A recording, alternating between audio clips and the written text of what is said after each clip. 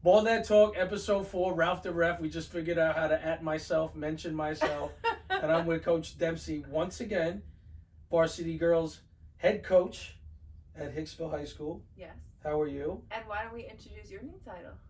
Oh, I believe it's officially vice chairman elect for the Nassau Women's Basketball Organization of Officials Association. So, which what? Is voted upon. It's just voted upon, which is like and there are several candidates. It was just me and another candidate, but I was happy and honored, and it's kind of a surreal feeling, only because we talked about this off air. It wasn't too long ago when I failed the class, and I've been able to at least turn it around and carve a nice niche for myself. But most importantly, I'm looking forward to really imbuing and using my influence for the betterment of officials on all levels, whether that be varsity, of course, the junior varsity level, and middle school.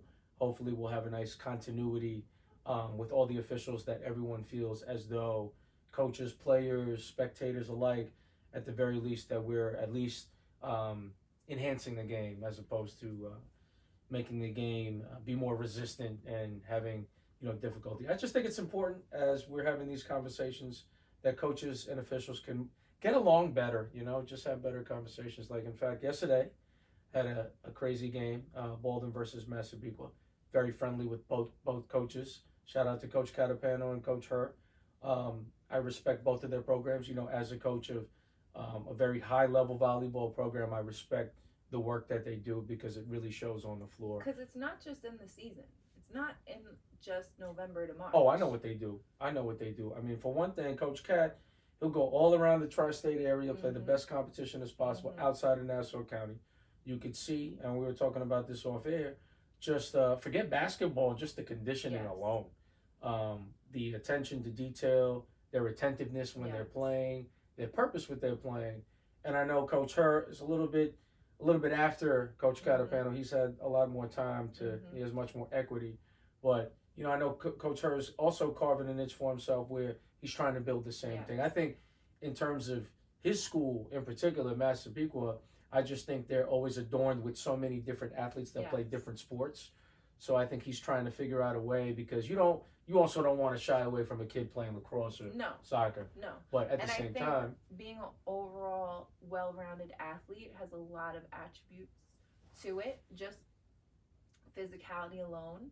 If you don't use certain muscles because you only play one sport, you're not going to be as strong as if you're a 3-sport athlete, right, or you play multiple sports. I think when colleges are recruiting, they look at, wow, this is a person that plays multiple sports. I think that plays a factor into the recruiting process. Right. So I think it's a good thing. And remember that trend on TikTok where the beginning of college basketball season, the trend was something along the lines of, don't you hate when basketball practice is track practice? Yes. But it's true. You have to be in that shape. And that was the goal for my team this year, was we need to be in better shape. So every day we're doing more running than last year. We have to be in a better shape. And we just had a high intensity game, very fast paced, high intensity. And we were able to compete. We were ready for it. We executed, but we didn't finish our execution. So we missed a lot of shots that normally we should be making. Were they tired? We were we kept up, but right now we're in a shooting slump. So I don't think it was the tiredness or the high intensity that did it to us. We're just in a shooting slump. But I was happy that we stayed positive. We had a great attitude, encouragement. Every single person on the bench in the game was focused. We played a high, fast-paced game, high-intensity game, and we didn't let up. We executed, but we didn't finish through with our execution. Well, like I said before, I think it's important, when we're talking about the pro level, we have 48 minutes of play. At the college level, we have 40 minutes of play. And then the high school level, we have 32 minutes of play. So I think those different things, you don't want to come out there in a high school game and you're only a 24-minute team. Because if you're up by 8 and you can't finish, because whether it be, not able to execute, not able to stay in shape, I just think it's very difficult. And I think it was much more glaring at least in the totality of the games that I ref this week, that you could see when a team is just in shape, they don't stray from the plan. And when you're in shape, you're usually mentally stronger as well. But your mentality always has to be the strongest part, I think, about an individual. Yeah. And the physical aspect, strength will come later. But when you're tired, when you're put into situations where you're tired, that mental toughness is what's going to pull you through the rest of the game, pull the team through the rest of the game. Right. And I just think that your form strays, like whether it be anything, just dribbling, shooting, you just can't sustain that when you're already worried about being fatigued. Yes. You know, and I think there's no better example in Nassau County than Baldwin High School, because they just keep going and going and going and going. And they got so many horses that are on the bench that are ready, to just keep going. And they're truly a 32-minute team. And they just played from end to end. And it's just really hard to compete like that. It's not even basketball. It's just about just being in shape. You know, now we're talking about a different situation. Like you have to, at the very least. And you have to maintain it. They're a state team. They go to the championship in New York State. You need to maintain that all the way through the season and the off season, because they do a lot in the off season. So you have to be able to maintain that. Yeah, credit to them. And then just back to what you were saying, I want to say, especially on this, that I think it's so important to play multiple sports. I'll just give you an example. I'm not going to name any names, but there's some girls on my team that just do volleyball. And there's no better example of seeing why it's very beneficial to do another sport is when volleyball is late August to early November.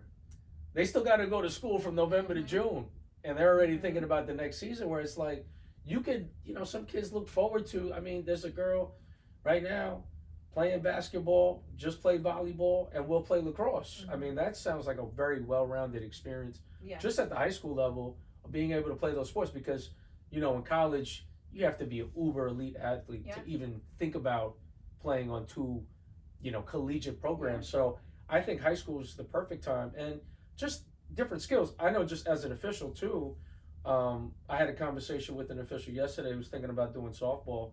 I know there's not that many redeeming qualities, especially when you do basketball first, and there's a time limit. In softball, if it's a ball and it's a strike and it's a foul and it's a foul and there's 14 more fouls, we're talking about a 7-minute at bat, where it's like, it's just a different type of cadence. It is. But at the same time, it's working a different muscle. It's working different parts of my mind. It's helping my eye speed, which also in turn is translating to basketball. When I'm seeing above the rim play, when I'm seeing faster paced plays, you can't really put a price on that, but it's so hard to convince somebody to do that. But I know for myself, I know how territorial and competitive it gets with just basketball alone, because it really is kind of like the crown jewel of officiating. It's the fastest, right? You get to think, you get exercise. And softball, on to another degree, it's slower, more methodical, and you got to really enjoy it to be outside there and get hit by a pitch. So, but for me, I just like the change. I like the violent change of just doing something different, because now I feel like, not that I'm not a competitive person, no, because I'm competitive when it comes to basketball season, but while they're all competing for the same situations, the same games, I'll just go mosey on to another sport and not feel that competitive pressure that everyone else is feeling. So, interesting story. The first time I ever played volleyball, and there's a reason why I bring this up, because the being physically in shape, was a CYO practice my dad had got me into, and then I tried out for middle school volleyball in 7th grade. I made the team. I was excited. I'm like, this is my first volleyball experience. I really didn't know anything. And then in the 8th grade, when I got pulled up to varsity, that warm-up that we had was like literally a 10-minute run around the whole volleyball court before you even touch the volleyballs. And then just the jumping, because I was a middle, so the jumping, all the blocking, all the hitting, everything that we had to do, I felt by the time volleyball season was over, I was in better shape for basketball. All the jumping, the blocking, spiking helped with my hands being up on defense, helped with my blocks. And that 10-minute run every day before practice, I feel like got me in shape. Plus the fast paced, quick movements of being a middle front row. I think all of that got me ready for basketball, even though basketball is a little bit more cardio. I eventually got into that cardio shape for basketball, but I felt as we got later into the season of basketball, I lost some of those volleyball physicality skills because I wasn't doing it anymore. Right. And consciously, I was aware of that going through it. And I realized volleyball is a different type of physical form that you need to have on top of the mental toughness. And I think it actually benefited me going into basketball season.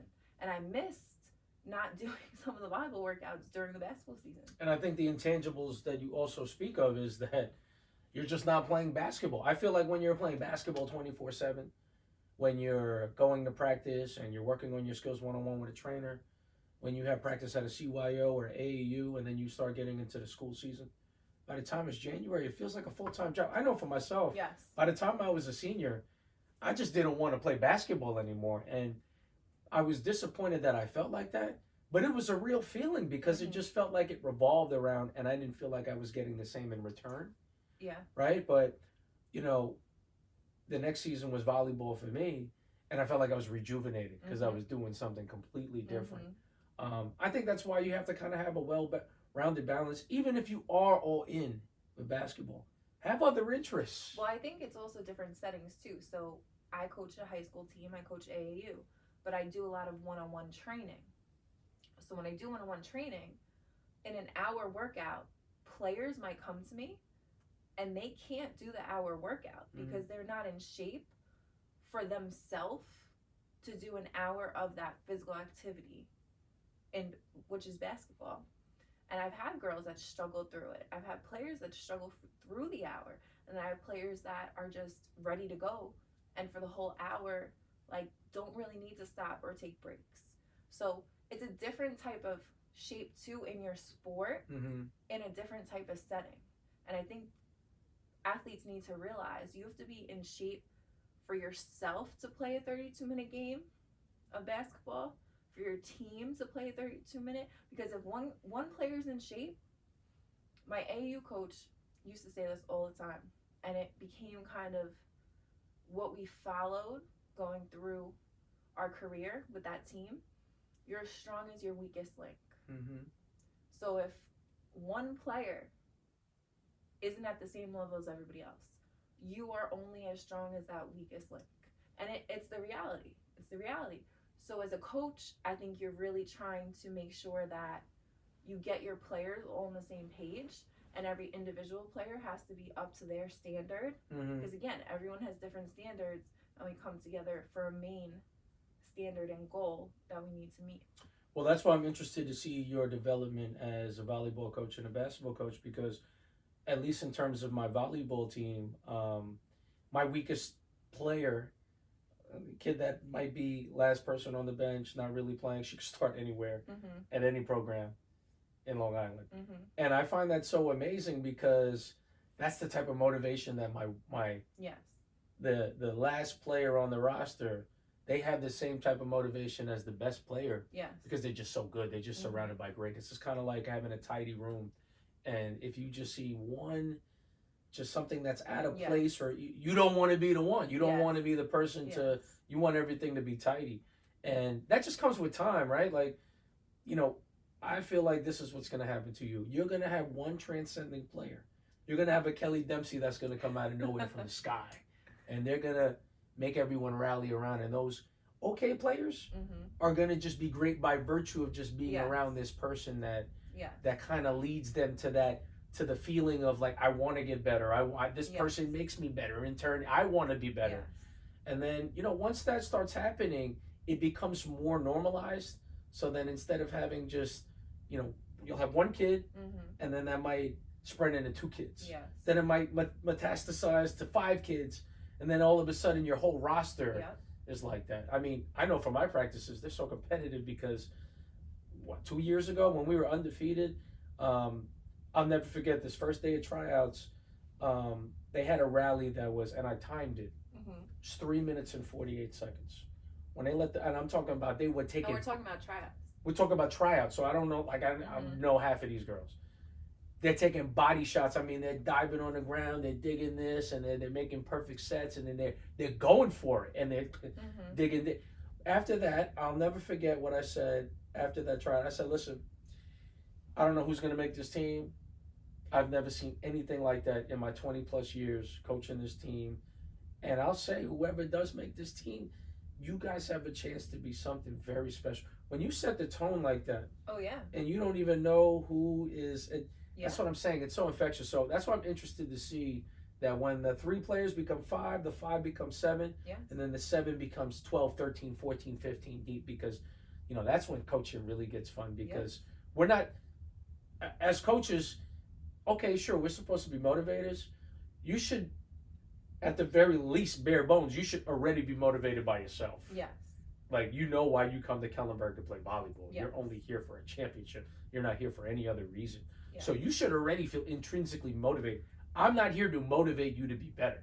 No, you should already want to be better. So, but I feel like within, right, as you're going along the season, you still have to build that motivation, mm-hmm. you know, and you still have to kind of build on certain aspects of the athletes. Like, I'm seeing that too. I'm seeing that some of the athletes don't realize the ramifications they're bringing to our team in such positive ways, and they're not seeing that perspective of it, you know. And I don't think sometimes, like I said, like, I didn't realize what going undefeated was when I was going undefeated. I didn't realize what that entailed and how much we had to go through. I know what we did, but at the time it was just, again, you got to go one by one. It's the only way. Knock it down. But like, to actually now think about it and how incredible something like that is, you don't understand it. So I think sometimes athletes, while they're going through the season and things like that, they're not seeing what we're seeing as coaches because they don't have the experience, or they're not good at reading the teammates or their other people, and they might not see the things that everyone else is seeing. Right. That's such a good point. But I also think that's something that kids could grow into. Yes. And even if you don't think that it's bearing fruit at that time, you never know what you can say to a kid that eventually, because I'll have kids come, you know, matter of fact, today, shout out to Alyssa Bowl, who's the JV girls coach at Great Neck North. And I completely forgot that she got a teaching job there, because I always forget South or North. North is the far one. That's the one where you're stuck in traffic all those times. But, I mean, talk about a beast. She won a state championship in volleyball. She won a state championship in basketball at Kellenberg. And she played Division II lacrosse at LIU at CW Post. But then they cut the program, and I was so disappointed for her, because she picked that specifically because it was tailor-made for her skill, and they became a Division I program, and I was sad that she wasn't able to get a chance. But I was wrong, because that kid is so motivated that she ended up making the Division I lacrosse team. So imagine, this kid was a Division I athlete, won a state championship in basketball and a state championship in volleyball. Incredible. That's not even her sport. No. But you know, and after I was sharing text messages with her after the game, you know, I told her that she just has always been an inspiration. I told her that there hasn't been a year that has passed that we haven't referenced her as one of the greatest athletes that we've ever coached. And she's always an inspiration of somebody that, you know, and even in 9th grade, she wasn't like the best athlete, and she wasn't taking it serious. But once she got it in her mind that she was going to go to school for free, then she just applied herself academically and athletically, and she was able to have one of the greatest athletic careers that anyone can have at the school that I coach at. So, do you see a difference in the ages? Because I know we have a big age gap. From last year we had 8th grade through 12th grade. This year we have 9th grade through 12th grade on varsity. So for me, I see the difference between a 9th grader or senior, difference between a junior and a sophomore. I see, you know, those dynamics I think are really interesting. Yes. And it makes it helps me, I think, as a coach, to realize, okay, we're all at different levels, either skill wise or just in life with experience wise. And it helps me, I think, level things out of how to coach them and how to get them to understand each other. I think it's always going to be different because some kids can be young but very mature. Some kids can be, a senior and be very immature. Yes. So I think it's a mixed bag, but I think it's also important to just kind of experience all of those different things. And the more time you put into it, the more you can quickly identify the type of kid and the type of dialogue you should have with them, the type of body language you should have with them, whether you have to be rough or you have to be a little bit more delicate.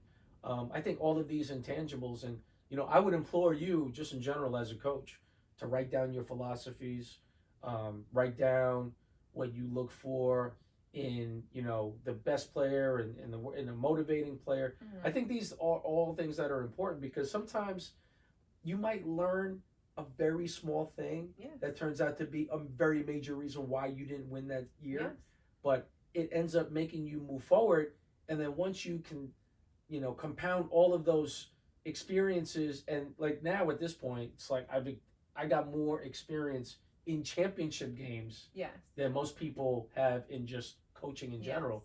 So I think it's just kind of, I wouldn't say it's the cheat code, but I mean, I had very deep sacrifices of losing, and things not going my way to be more successful as a coach. And sometimes you don't see that silver lining when you're losing, right? Because you're so frustrated in the moment that it's not working. But I just know that regardless, win, lose, even if you feel like it's a failure in the moment, I guarantee you it's going to be like a positive thing moving forward. But you just obviously have to keep going and going and going. So, I know you wanted to talk about recruitment.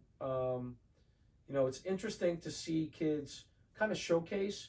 And I'll just say from a referee's perspective, you never want to have like a highly touted kid that has captured the imagination of their local area. They're always in the newspaper, and you're thinking as a ref, you don't want to, make the game so binary. You don't want to make it so black and white. So like, let's say Kelly Dempsey, right? Where it's her senior year, she's getting heavily recruited by so many schools.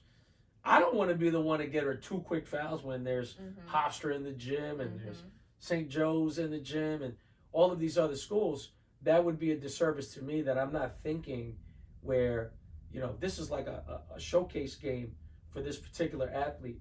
It would be a shame if I said, well, I'm just calling it like I see it. I think that's so interesting in terms of referees because it's like a game within the game. I'm trying to showcase you, but I also, if I was in that situation, I would come up to you. I'm like, look, I know it's a big game. I see a lot of big people. I know you're going to do the right thing, right? You're going to play good legal defense. You're going to play hard. You're not going to, because I don't want to do, I even did that yesterday. There's a young lady on Baldwin who's very aggressive. I know that when somebody stops and they're not dribbling anymore and she gets right in their face.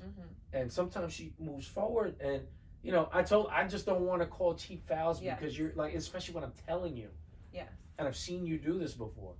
So I think it's also important, sometimes refs, they might not feel approachable, but I'd like to think that you also have to make yourself approachable too. Right? You don't want your first interaction as a player going like, how come this but not this? Or can you want to talk to them as a person? And I think there's genuine things. So one thing, every game, right? Pretty much all the players starting lineup goes up, pounds the ref, high fives the refs. That's great. I feel like you're going through the motions. I feel like genuinely there's moments where players actually do have more of a cherished interaction with the referees, and that's what I would like to see more. I think from players is not just going through the motion because I have to and this is protocol, but more so like stopping a game, ref, it's nice to see you again, versus like starting lineup, high five. You hear the disarming tactics referees? You hear that?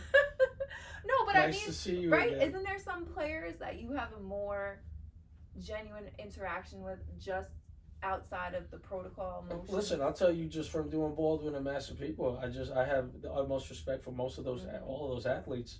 I'll say their first name. I say, how many fouls you have? All right, well, I definitely don't want to be the reason. Yeah. Take me out the game. But I think I'm not even sure how they take that when I go like, I say their name and they go, how does he even know my name? I feel like that's what they do. But hey, I'm paying attention, and Yes. it's also with the great work that you do with your Instagram page Thank of you. like highlighting all those kids. I feel like it's important, and I'm not embarrassed to say their name. Like you could say my name too if you want. I don't feel like I'm giving any preferential treatment. I'm saying like I called the foul on you, but I'm just telling you I know your name. There's nothing wrong with that personally. Their reactions sometimes to that are hilarious. I like it, and I think that's important. Um, just to have that little personal touch because I don't think it's schmoozing. I just think it's like, if you don't want it to be like a cop, Mm-hmm. a cop civilian interaction, I want it to be like I'm trying to help you. Yes. Not only stay in the Yes. game. Like I don't want to explain You're to the also coach what you're trying doing. to help them look I don't- good. Not even just stay in the game, but you're also trying to help them put their best foot forward for themselves. Yeah, and I think it's probably because I'm a coach. I think that's why. I don't know if other refs can do that. I just don't think that's like, if I was strictly speaking, if I was just a ref, why would I want to get to know their names? Why would I want to, But at the same time, as a coach of a basketball team, I think you should know that both of those type of refs exist. Yes. Right, and that's not something that you should try to convince them to be like me. Yes. And in turn, you shouldn't try to convince me to try to be Yes. that type of ref. And I think you're doing a better job of explaining to the kids, like, this particular ref calls it this way. This particular ref calls it that way. And this is what it is. Yeah. And there's advantages and disadvantages both ways. Mm-hmm. You just have to figure what that is in real time. Absolutely. So back to recruitment. What do you think are the best tips of a kid? Right, it's January. It's about to be January. It's about to be league play. And obviously you do a great job of highlighting a kid. You do some great illustrations with their names and their. I think you should start putting their handle too. I don't know if that's illegal, but I just think it's such a great way that it's free advertisement. Who wouldn't want that? I mean, think about it. There's only so many pages dedicated in Newsday or the New Daily News or New York Post or any other your local newspapers where they can highlight somebody. Yes. It's always like maybe one team, one player. But if you have the ability to kind of go around the gamut and show that, what's the feedback that you're getting with players? Do you feel like it's like a change, or you think now it's like more normalized? Well, I mean, just for myself, everything used to be word of mouth, and college coaches would come to your high school games, and AAU was not what it is now. AAU is a totally different animal. When I used to play AAU, now mind you, I don't mind dating myself. I graduated high school in 2009. So 2009 and previously, you would play AAU and you would go to AAU Nationals and you had to qualify in 2 regionals to get to Nationals. And Nationals was the place to be. You wanted to rank like top 10 at Nationals. And that's where all the college coaches would be. And everything was still kind of word of mouth. You still had highlight tapes and things like that, but not to the extent that you have now. And college coaches would come to your high school game. We weren't playing 24/7, but I still played all year round with basketball in several different places. Now, today, there's specific tournaments you need to go to, and the main thing that you need is exposure. So, in the ideal world, before COVID, and once COVID, all those years of the players in college that are finishing their COVID years leave. Which is like this year and like next year, right? Yes. That's it? Your recruitment is really from 8th grade to about 11th grade. And usually by 11th grade in the spring for basketball, you're committing in the spring of your junior year. So that 8th, 9th, 10th, 11th grade year is very important, just like for school, academics. Those 3 years are the most important for your grades. That's the most important recruiting period for you. Now, the girls' basketball recruiting period is from April through about July, August. And there's actually, if you go to the NCAA website, there's a recruiting calendar. Division 1 is different than Division 2. Division 2 is different than Division 3, and they all have different rules. So my advice that I give parents is when your kids are playing sports at a young age, have them only play the sport during the recruiting period time. So if they play soccer, lacrosse, and basketball, go look at the recruiting periods. If lacrosse and basketball overlap, let them play both sports. But I think parents right now, I know a lot of parents right after COVID put their kids in a lot. Now you're overextending. And now when it comes to what their sport is, you don't know where to get the exposure or when to get the exposure. So I think after COVID too, there was a lot of live streaming. So now a coach being at some place, right? Anyone can only be in one place at once. But now after COVID, a coach can be somewhere and still live stream on a laptop, on their phone. So now they're in 3 places at once. So now after COVID, since the live streaming is available, coaches can see more. And social media has become an animal of its own, that there's a lot more on social media. So if I'm in New York and I have a college coach in Texas, they can live stream all my games. They can watch all my content on my social media, and I could send them things. You know, you have to be careful about sending things. But now they're able to access more. Like, they don't have to just watch my game. They can see everything I'm posting. And that's good and bad. But it's good when you're posting your game, your highlights. And what a lot of people don't know is you need your full game footage. So when college coaches are interested in you, they ask for about 3 to 5 different game films. And I don't know if it's the same with you for volleyball, but your highlights are like a commercial. Once they see that commercial, they want to see more. So that's where the full game footage comes in. And you have to put yourself out there and put yourself in the right places to get the exposure. But again, like you said, social media is free. Whether you have somebody else put it on like one of my platforms or somewhere else, or you do it yourself, you hashtag, you send to people, and you get yourself out there on top of playing in the tournaments you need to play at on the exposure teams. Because think about it. Even we went to Kentucky this year, right? So we had a couple of coaches at some of our games, but you have to go get their interest for them to come watch you or our team. So you need to put yourself out there and connect with them somehow, so that when you're in that tournament, in that setting, they can now come watch you. You know, you have to kind of communicate, send them your schedules. I try to do as much as possible when we go to tournaments, send out our schedule. I do videos with who our players are, their rosters. And so if I'm a player right now in today's world, what I would do is, right now we're in the high school season, huddle, amazing. Huddle assist, even better. So now I have a game, we had a game last night, right? I would like to take that today, once Huddle Assist breaks everything down, make my highlights, post my highlights. Make sure I have all the information in there, how to contact me, height, position, you know, and defensive, offensive highlights. I have it all in there. So literally the day after my game, 2 days after my game, that highlight goes up. So after every game, I'm putting it up there. We played 20 games, I got 20 highlights from this season. Now we go to AAU. I should be filming, and I should have the full game footage. I should be asking coach, should be getting the full game footage. So when coaches ask me, they usually ask for your best game, your worst game, and other games that you want to send, you know? So you have to make sure you have all of that. And it's a lot of work. Like, you can't just put in the time playing. This is a full-time job. If your goal is to get a full scholarship or a full ride or play a college sport, you need to put in all that extra effort off the court. And it's like a job. If you want the money, right? A full scholarship is you getting paid for, that's your money. You need to do all that work leading up to getting that money. So you have to put in that. Then when you go to AAU season or travel, you need to do the same thing. You need to get the full game footage. I, as a coach, luckily, I tape everything for AAU. And some of my parents tape it. So if I didn't get it filmed one game, I could take theirs. And then from there, we make highlights for the girls. And they have to stay on top of it.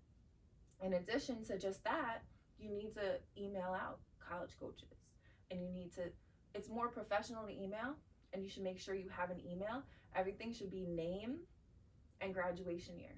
that you're putting up. And you want to email on top of the social media because it's more personable, and you want to make sure you're being professional about it. So email is great. Connect with them on social. Make sure you're putting out the content, because just like anything in life, if you're not active, you're not going to be seen. So if you're posting like once a month, how much are you really getting out of it? If you're posting once a year, nothing. But if you're constantly active and you're truly putting yourself out there, more people are going to know who you are. And then when you're going to play in the right places, more people are going to be coming to see you. You know, there's a lot of players that are in really good situations and they got a lot of interest, but majority are not even seen. They're unknown. So perfect example, I tell a story all the time because it was mind-boggling to me.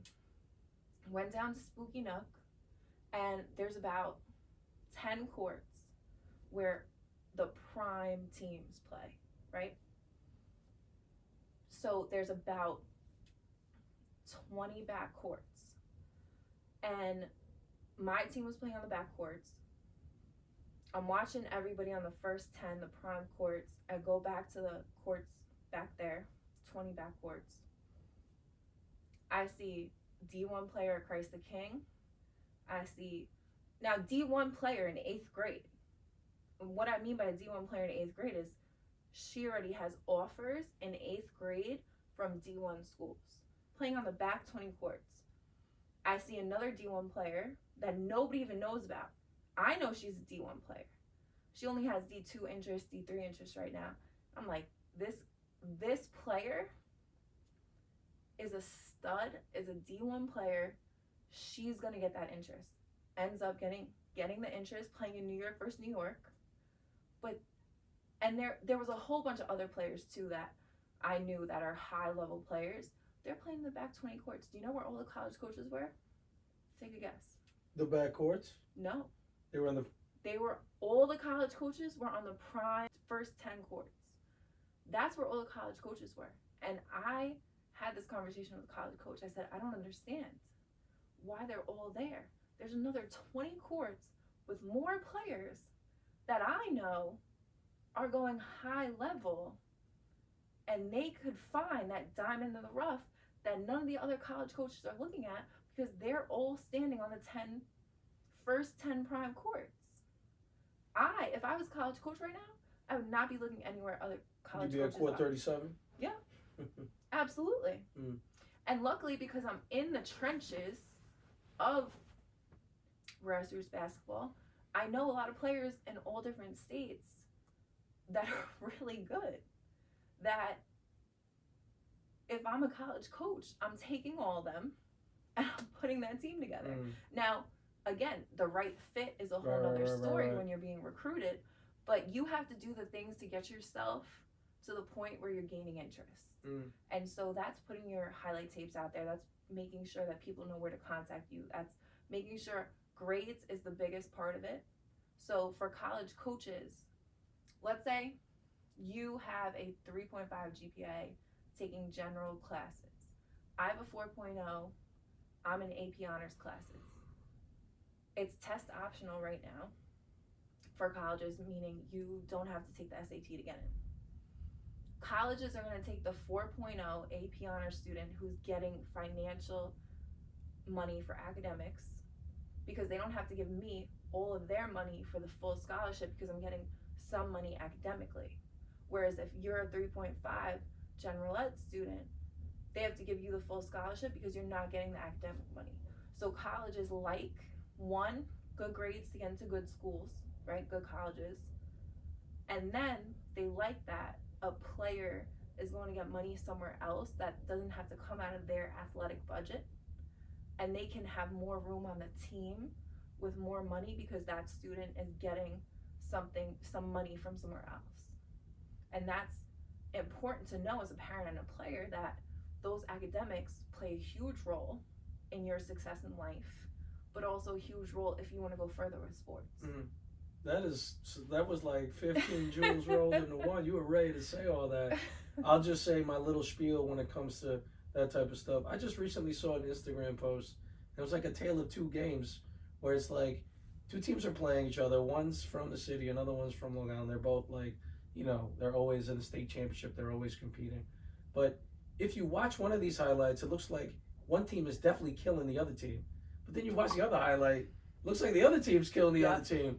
So I just know, for me as a referee, I'm just like, who won that game? So that's the thing about highlights. That's why college coaches don't like the highlights, because if you actually see the full play that transpires, part of it might be negative that's cut out of the actual highlight part. Yeah. And so college coaches ask for the full game. So let's say, I don't know, I just played yesterday and I give the highlights. Well, the full game is going to actually show the full story, like a picture, right? A picture doesn't explain the whole story in the background of why the picture is taken. That's what the game film is for. The game film is going to explain why and how and who. It's going to show a lot more in the full footage than it is in just the highlight. So, and college coaches like to see players in person as well. It's hard to see in a highlight or even full game footage, because the camera, look at where the cameras are, right? It's hard to see every single aspect. Your body language, your facial expressions, how you walk off the court, sometimes that gets cut off. So college coaches are looking at you in the game, out of the game. My parents love to tell the story. We were at an AAU tournament, and I just mind my own business half the time. There was a little kid that came running by, or something dropped, and I was interacting with the child in such a positive way, and a college coach walked by and recognized that, and I think said something to my parents. And everyone is always watching. I tell people that all the time. We'll be at practices and things like that, and I know who's in the gym. I definitely know who's in the gym. The players don't know who's in the gym. Players don't know who has connections to other people in the gym. I do. So, and sometimes I don't, but most of the time I do, and I tell the players all the time, like, you don't know who's walking in this gym. You don't know who they know when they're walking in the gym. So you always have to be ready and on your A game, on the court, off the court, because you want to showcase you as a person, not just you as a player. And I think that that's key, is you have so many qualities as an individual that just don't sell yourself on who you are as a player, but sell yourself as, the whole package of being an individual. Yeah, I completely agree. And just for me as a coach, my algorithms are much different. I would rather have a kid that I know can turn up when the game's on the line, when it's clutch moments, as opposed to having 30 kills. That doesn't mean anything to me. Yeah. I'm trying to win a championship, and I know you're leaving me. Yeah. I want everything to last forever. So I think like one of those unintended consequences is that, especially in volleyball, they'll have the same thing. Highlight tapes of a kid digging and then swinging for the fences and then having a crazy out-of-body experience kill. But that doesn't really tell the story. I want to see the kid that, it's the fifth set, you're down 10-6. Can this person have a 3-option pass? Can this person be able to set the ball correctly? Because those are those pressure moments that coaches want to see, and you can't really see that from a highlight tape of a kid. No, definitely not. Looking like it's perfection. So that's important. In terms of recruiting officials in general, we talked off air about just, one, there's a shortage, and the referees that are around, some of them are really longer in the tooth, but you can't fault them because they still love it. They have a passion. Absolutely. We're a very passionate group. We're just a very small subsect of a thing, but we're still a necessary evil for everything to go. And I think they're getting younger. Yeah, they're definitely. I noticed some younger referees. They're definitely getting younger, but the only thing is that, you can't just go to McDonald's and say, "Hey, you want to make triple the money?" Just get yelled at. I think like kids can't look beyond the negative attributes of what they've already seen on TV. I mean, look, if you watch exclusively the NBA, you got to remember the dynamic between referees. On average, the starting salary of an NBA referee is like $190, right? But Draymond Green, he's an all-star, he's a Hall of Famer, right? Makes $190,000 in one game. What do you think the power dynamic of a professional athlete feels No, right? I understand that. So I think it's just very difficult. Now, on the youth level, it's much different because we're the only ones that are getting paid, right? Yes.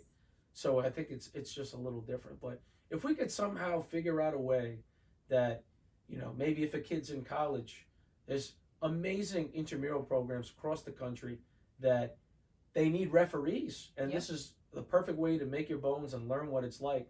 And I think it's a good way and good avenue not only to make money, stay in shape, but learn how to ref your peers. Because I know for me, I had a difficult time in the beginning coaching, because when I first started coaching, I went from being a senior to graduating to being the assistant coach. But the juniors that became senior, I just went to school with them. Yeah. So the girls that I liked.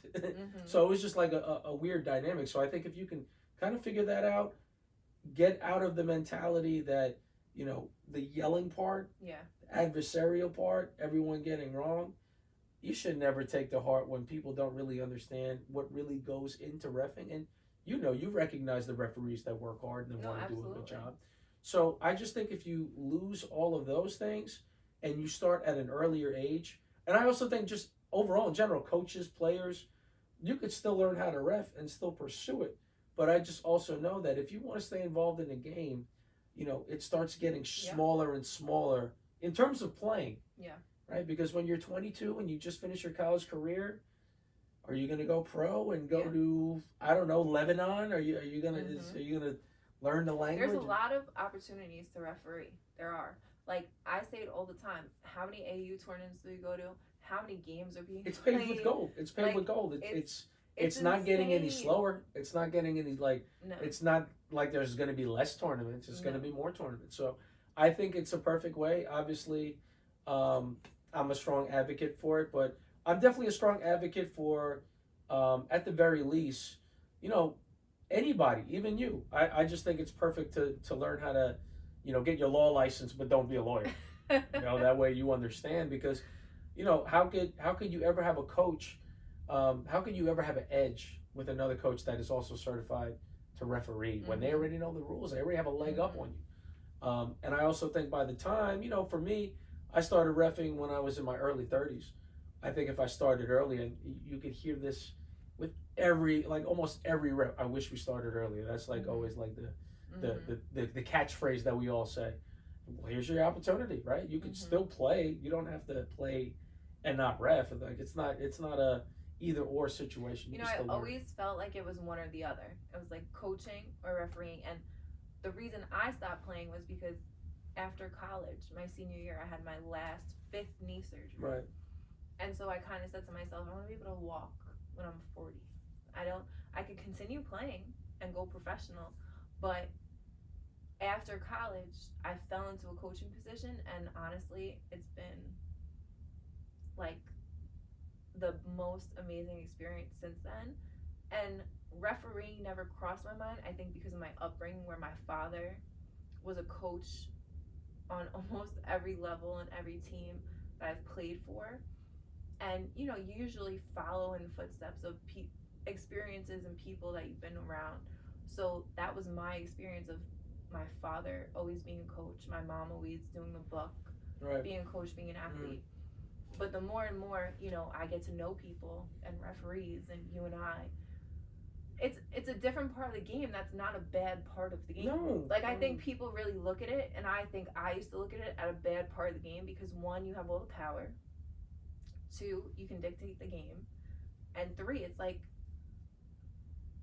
the other team's the enemy, but really the referees can be the enemy if they don't call it, I don't want to say equal, but I guess an equal game, and not, I don't think referees have it out for people. I definitely don't. I think everyone has a bad day. A player can have a bad day, a coach can have a bad day, make bad decisions, referees can, but we have to all work together. If we don't have referees, we can't play a game. If we don't have a coach, we can't play a game. If we don't have the players, we can't play a game. Well, listen, I'll just say, for the moment of time that you're coaching, you're going to have to deal with the ref. Might as well make it a pleasant experience. Absolutely. Don't make it a bad experience. No. That's just, and of course there's referees that are bad apples. There's coaches that are bad apples. I mean, that's just the nature of units. But I thought it was just very referees. coaches, players. Like it was No, two separate entities, right? And we're not.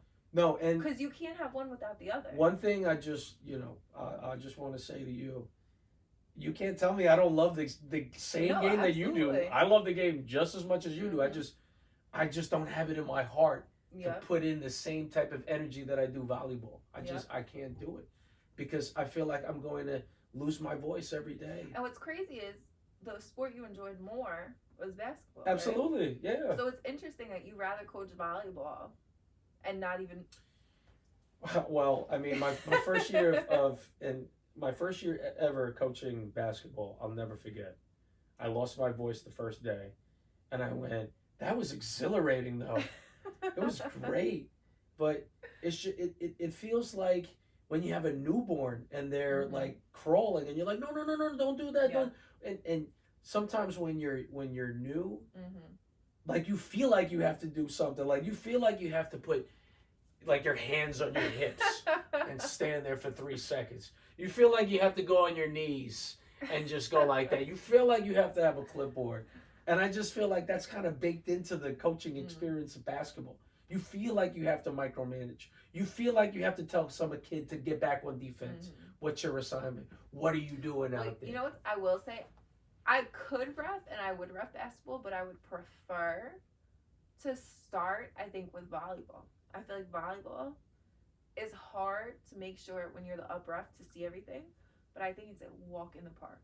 Well, I think it's a walk in the park before you step into the world, the realm of basketball. Yeah, I mean, I also think that you probably have a leg up because you played, so you understand. I think a lot of prospective volleyball officials do it more so of the less wear and tear, and they don't necessarily have a connection to the game other than knowing that you don't have to do the same amount of dynamic movement that you do in other sports. Yes. But, it's funny that you say that because, when you think about yourself and your reluctance to ref basketball, you're more inclined to ref volleyball. I have no desire, and I probably never will ref volleyball because I'm too close to the game. I love coaching it so much, and I think that's interesting with me and you because it's like reverse. I know. At the same time, like, in 6 months, your goals might change. A year from now, your goals might change. Yeah.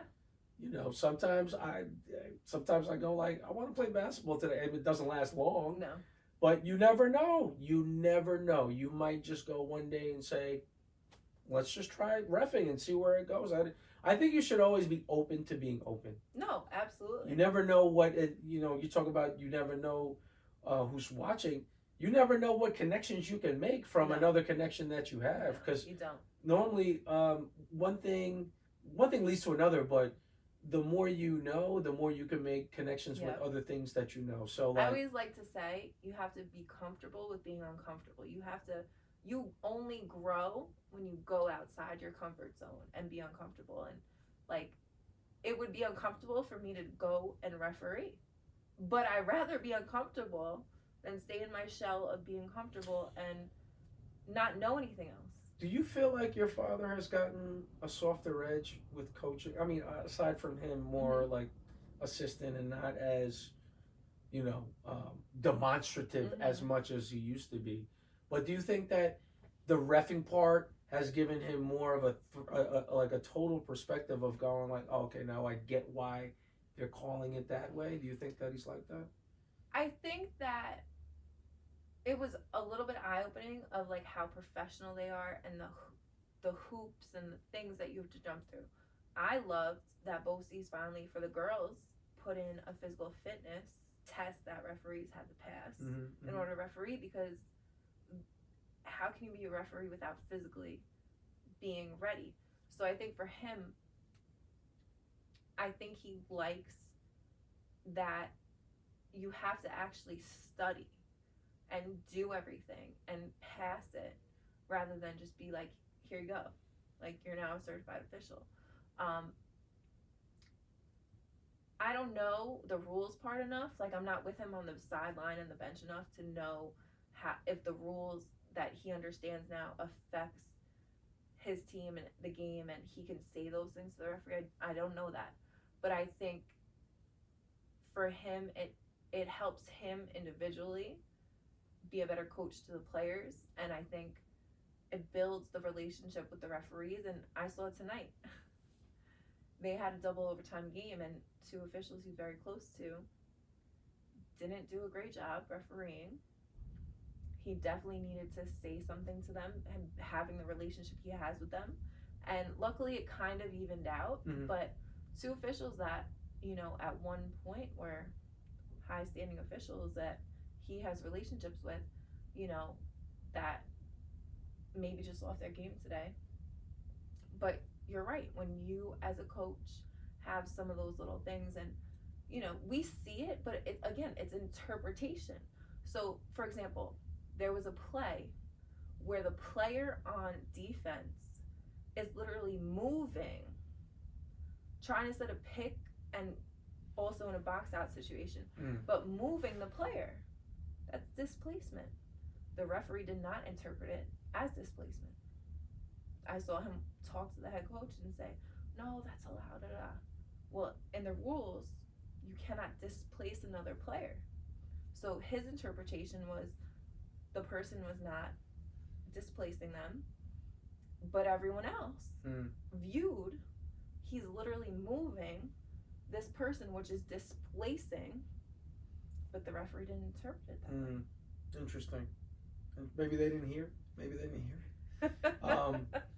My final point that I want to say is that I think, because I started coaching volleyball way before I started reffing, and for a while I was still trying to find my path in reffing, and then once I found my footing, I found it a lot easier to coach, only because I could understand now, not necessarily because I ref volleyball, but now I understand the mindset of an official. So I know the rest of the coaching staff and the players love that I'm a ref, because I always know who's reffing, right? I'll always have like an interaction. Yes, that's true. And they're like, why are you always, but I'm like, I am a ref. Like I try that's true. Because remember, they only know me as a coach. Yes. They don't know me as a referee.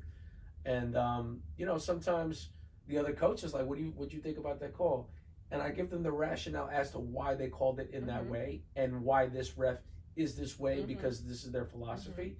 And I feel like it's just more people are at peace. So you know what's interesting? Every time I have a referee that I know, I'm thinking, not in a too much of a sense, is going to give us some calls, but I just think that they're going to look out a little bit more, you know, like I think in a goodwill type thing. Like if there's a judgment call, they're going to give me the benefit and then give me the good judgment versus the bad judgment. And it never works out in that way. Well, listen, when I know that there's something bad, and unfortunately in girls basketball, when I call a foul, I gotta go to Coach Dempsey, like I gotta walk to them, like the wall of shame. I'll just say that, you know, when I make the call, I mean, you want my integrity to be A1. You don't want it to be like, all right, well, I'm on the game and you can clearly see they're favoring me. I don't know how you feel about that. No, I don't want the favoring. No. I understand that. I understand that. But I feel like if you just subconsciously drift towards that way, that's what it'll be. Yeah. Right? So that's why I think, like, forget all that. My integrity is my integrity. Yeah. You like me because of my integrity. You don't want it to be you like me because I'm giving you calls. Like, you like me because I'm screwing you over because that's the right call. Like, you don't like it, but that's the call. Yeah. I didn't want to call it either. I don't want you to feel that way. I want you to have a Merry Christmas. I don't want you to feel that way, but... You know, that's what refs are here for. I get a rise out of being at Baldwin High School, and I call a big foul on them, and they go, "Come on, ref! What about that?" It's like, but I know I'm right. Yeah. I know I trained myself, that I trained my eye, that I know that this particular player does this, and I know it's the right call. No, absolutely. And I think the integrity that I have in myself, despite the conditions of environment that I'm in, this is what's right. That's it. Full stop. No, nothing more. I wish there could just be like a slow-mo of just the referee in the middle of the game. Like everyone else is paused and that referee is just making the call. Like I think that would be the coolest video that you could ever find, and like zoom in. That would be hysterical. There's nothing like the playoffs, right? The championships that are always like at Hofstra, Farmingdale State, or upstate in Glen Falls when there's a state championship or federations. What's great is that you see the camaraderie of officials Oh, yes. at full display, because all of them Yes. come and they go like, they'll see their fellow referees ref and they go, "Oh, that was a good call." Oh, and you could see like, oh man. You know what really... I did last year in the playoffs? Besides working the cameras and putting video together for the teams and the games, I would sit with the refs. And I had to. When there was debatable calls, I'm picking their brains. Like what they call it. Because I know the refs. So I know how they're going to call it. And it's just so interesting. If you change one thing about the game, one thing, a playoff game, any game, whether you change the ref, whether you get a different player more playing time, whether that coach makes one different coaching decision, that can sway a whole game and make it totally different. At the very least, did you learn that other officials all have different like philosophies and they call it differently? So there you know. And I think, you know, when you cut through what you think is right and wrong, and when you hear other people's perspective, you go like, okay, their integrity's in the right place. Yes. Okay, they don't look at it that way. And, you know, other people, like I said, I'm a point guard, you're a big. Like, I'm just going to have a different philosophy when it comes to, like, what I'm looking for. Yes. You know? And I don't think there's anything wrong with that. No. I think, like I said, it's the same thing. You're going to scout the players that you are playing against. Mm-hmm. It's the same thing with referees. You got to scout with the players. Myth or truth? I have a real question for you. All right, this is it, because there's too many tools here. I want to make sure that there's more episodes. As a referee, is it true or false that there's such a thing as home team advantage? That referees, I'm going to call it more towards the home team? I don't think so. Like I said, I get a rise out of being at the building and making the villainous call that I know is correct. Me personally. Mm-hmm. Now, I do think that when you get swept under, I just think subconsciously on that level, how could you not get swept away by all of the, like, you know what I'm saying? Like, how could you not be, like, let's say if it's... You know what I did? We had a home game, and our announcer is actually phenomenal. And this was the first time, even though we've had a couple of home games, that he could actually be there. And I was like, yo, our announcer is so good. Mm-hmm. Like, I want to go to another place and hear an announcer. And, like, just little things like that, I feel like it would make me, like, be so much more on the home team's, you know, side if I was a referee, because I'm like, yo, this is great. Like, I think there's subconsciously a truth to getting swept under of, like, wow, that's cool. But I also think that it just makes it more glaring. And I also think people appreciate, you know, even today where I was, I know it was against the home team, but everyone knows it's the right call. Yeah. And I also think that if you see that the referees are consistent and they're calm and forceful and they're very performative, you're not really going to question them. Now, if they look a little shaky, that's definitely not good, right? Yeah. And that's another way they could get swept under it. Yeah. Right? Because I wouldn't say their integrity is fraying, but imagine you getting swept under that now you're afraid to make a call because you don't want to hear it. Oh, yeah. That's where you don't want to be as a referee, right? Because then the other way is where, you know, the people that are upset, the away team and their fans, wherever they're dispersed, they're getting drowned by everyone cheering so bad, and that's normally how they feel. So I think it's more so like a subconscious thing. I don't think it's more like, wow, everyone is into this. Let's hear more. I don't think it's that way. And you know, a perfect example is that semifinal game that I did that you were there, Syosset versus Massapequa. I thought it was very even. I thought there was a lot of referees in the stand. There was a lot of coaches in the stands. And if you remember that first quarter, how frenetic it was, I mean, both teams probably shot 80%. Yeah. I thought they were equally going ruckus, and I think it was just because they were just putting on a show. Yeah, you know, those are the games that I love. That it's neutral, everyone's into it, everyone's there for a different reason. On top of the one team and the other team. Why you're gonna call something or not call it is just based on the truth, not it's all integrity based. It's all integrity because you want the show. Because in that type of setting, it could be a show. It could be like, I'm just blowing the whistle because I want to hear the crowd. Could be, but I also think that's very self-evident. Like when you're a coach, you can see right through that. You can see like, okay, this is, you know. But at the same time, that's what you're here for. Like if just know that those playoff officials, they're ready to have the show. They're ready to be performative. Oh, yeah. So I think that's also an aspect. You don't want it to be the dominant aspect of No. an officiated game. No. It has to be part of it because you don't want a ref that's like. And there's not just two, there's three. Yeah. Well, I think the public schools are doing an excellent job.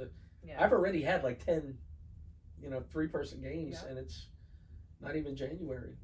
That's crazy. It's real crazy. I know. Let's wrap this up. This was just Merry Christmas, Happy New Year. Any final words you want to say? Just happy holidays. I appreciate you.